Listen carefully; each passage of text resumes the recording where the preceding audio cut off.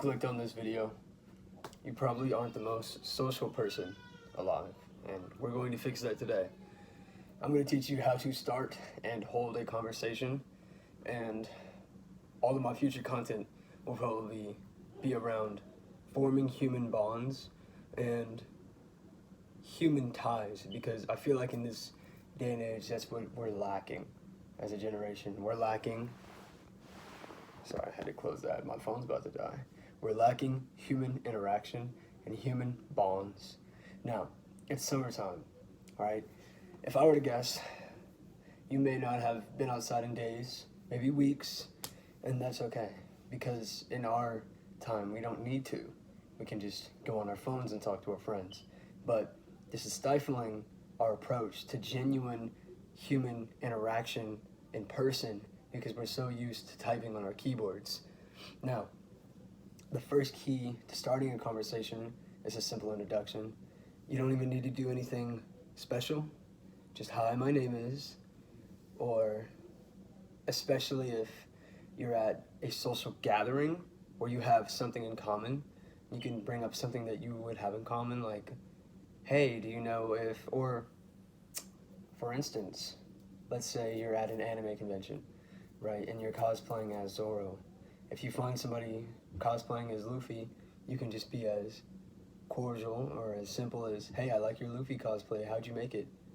Boom, you just started an interaction. It's super simple, right?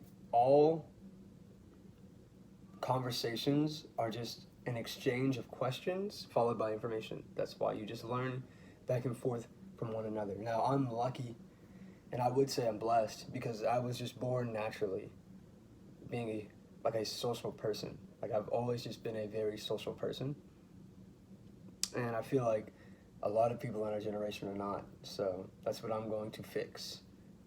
So firstly, we talked about starting a conversation. Now we're going to talk about holding a conversation.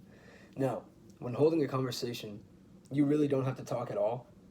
If anything, you just have to say the right things to keep the conversation going. Now, let's go back to the example of the Luffy and Zoro cosplayers, and they're talking about their cosplay. Now, I don't know a lot about cosplay, but I know a lot about anime. So maybe they'll say something like, oh, I made it using yada yada yada, and be like, well, where did you learn to make it such? And it'd be like, oh, no, and they'll just keep talking about that and talking about that and talking about that, and they might ask you a question, and then you go into a little bit more depth about where you got such and such and such, or if you don't, the most important thing I say is to be honest, because you become more relatable when you're honest. Be like, honestly, I just bought this offline. This is not even a cosplay I made, it's a costume. Because people will see you as more trusting, and then they'll be more open to opening up to you in general. So that's the first part. I guess that's the second part. The third part is the keeping it natural.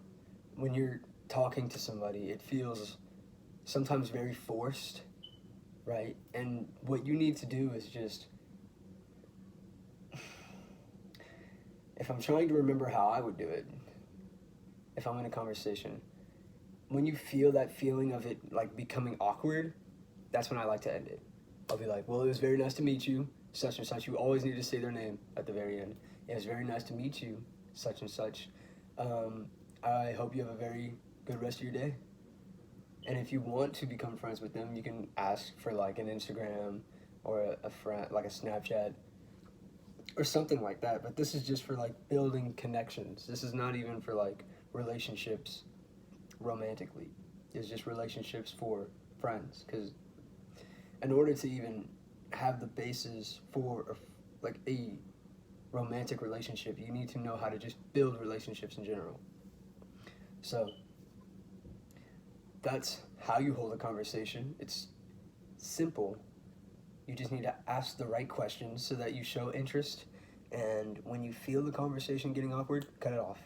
Because as a beginner, getting awkward just means that everything is going quiet and you just don't know what to say. If that's how that works, you just cut it off, move on, have a good rest of your day. Just use this as a learning experience, and you'll be able to build connections super fast. Sorry, I just stated I kind of have acid reflux, I'm not gonna lie.